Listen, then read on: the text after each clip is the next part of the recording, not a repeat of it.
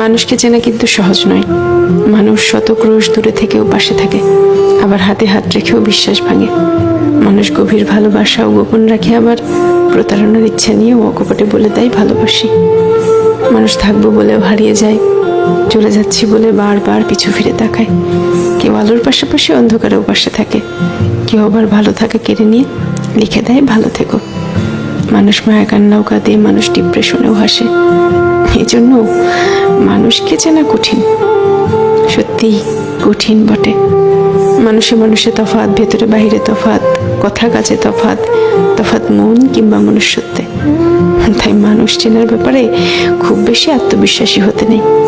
কাউকে পুরোটা চিনে ফেলেছি ভাবলে কষ্ট পাওয়ার সম্ভাবনা বেশি থাকে, সত্যিই বেশি থাকে।